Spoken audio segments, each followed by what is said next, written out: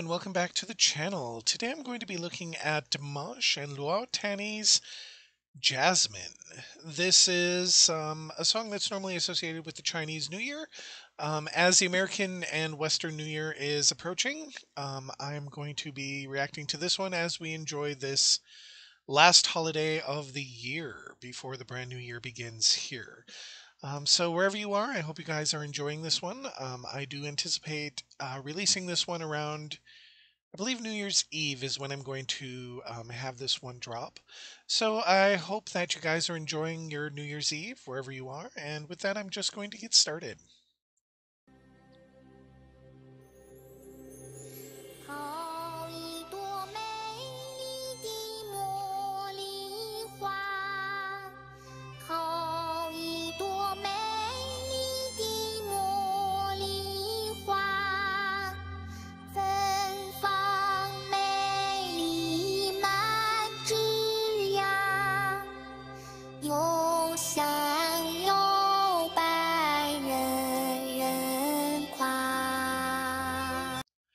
I'm going to stop it here. If anybody can help me out a little bit about the animatronic virtual reality person here, my cartoon knowledge is very light, actually. So if someone can help me out there, that'd be awesome. I'm going to go back a little bit. The people sitting at the tables were dressed interestingly as well. I don't know a lot about this festival and this event. So if someone can fill me in a little bit about the context of this, I would appreciate it. So I'm going to go back a couple of seconds and we can move forward.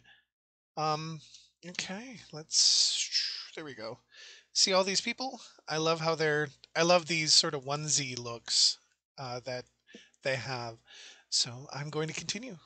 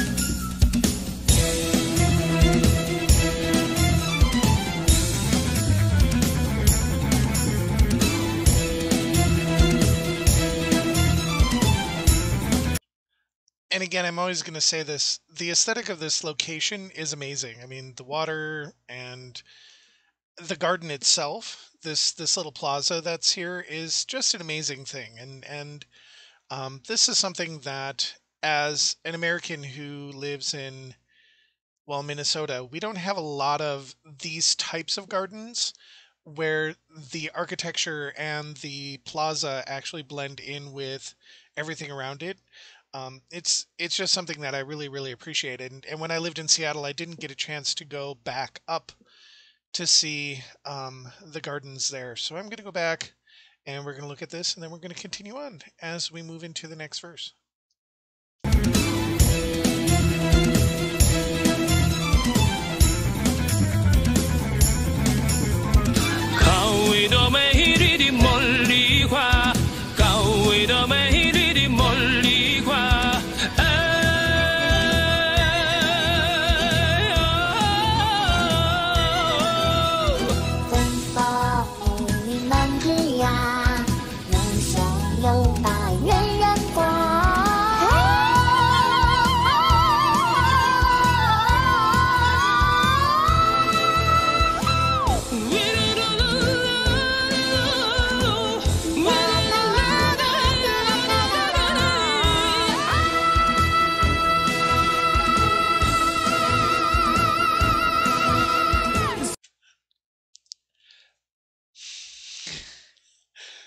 every single time.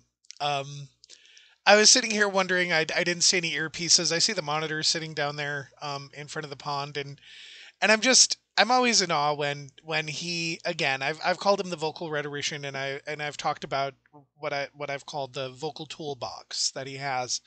And the reason I smiled there is, again, he's like really high up in a note. It's really, he has perfect placement, and it's just he just holds it forever, and it's always fun to watch people in their element just enjoy those great moments of just enjoying singing, right? I mean, we've seen Dimash sing to sing, like, Sinful Passion, and even the Love is Like a Dream, even though it seems very effortless, there's a lot of energy being expended at times, and it's a good energy, but here it's just I really enjoy seeing him having fun, and this is something that I've been doing for the past couple of reactions, is seeing him enjoying the performance as a whole.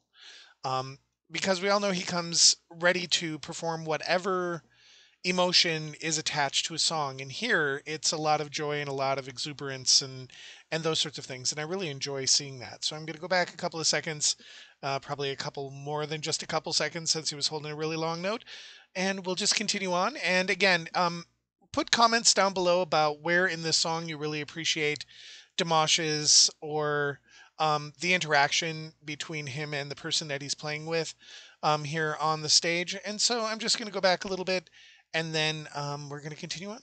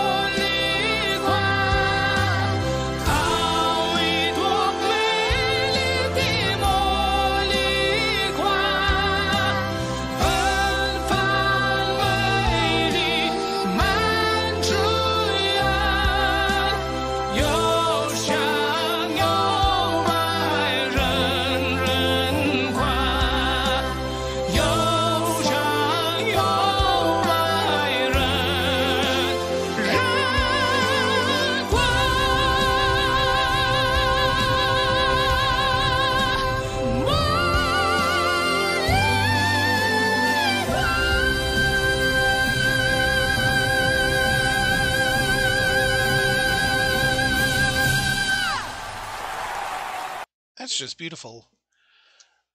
That's just beautiful. I want one of those in my backyard. Well, no, not really, but I would really love to see a lot more of these types of environments here in the States.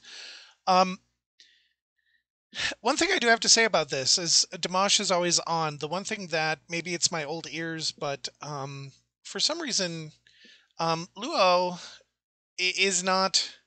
And again, this is an animatronic thing, so whoever was controlling the audio on her could have been up a little bit higher, because Dimash is going to sing how he's going to sing, and I don't know how this laid out, what he was singing to, or how this was laid on. I don't. I'm an older guy, so I don't know how you do technology like this in an environment like this. So, um, but the sound levels, the matching between Dimash and Luau, weren't. She was much softer, and if this is an animatronic, that could have been easily adjusted. So that's just me. Take it in the comments. You can talk about that a little bit. But she seemed not as loud in comparison with Dimash, and if that could have been adjusted, that would have probably made this, to me, a perfect performance.